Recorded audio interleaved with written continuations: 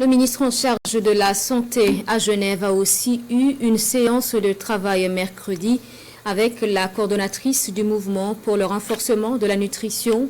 En question, la problématique de la nutrition des enfants et des femmes en Afrique et particulièrement au Burkina. Reportage toujours avec notre envoyé spécial Nyarki Teda.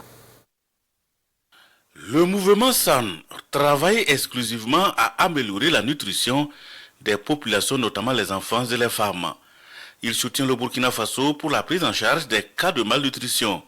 D'où cette rencontre de la coordonnatrice du dit mouvement et le ministre de la Santé pour passer ensemble en revue les actions menées en lien avec la santé et la malnutrition au Burkina. Surtout pour souligner tout ce qui avait déjà été fait au Burkina, comment on peut mieux améliorer l'investissement autour de la malnutrition, surtout malnutrition aiguë à Burkina Faso, de voir un peu de l'expérience de Burkina Faso et comment on peut partager l'expérience de l'intégration de nutrition et immunisation, le système digital de suivi de la malnutrition, qui est parmi les meilleurs de tous les pays sahéliens. Sur ce point, je voudrais véritablement rassurer que le Burkina fait école parce que nous travaillons à mettre sur la table des ressources domestiques et ça c'est quelque chose qui est très apprécié.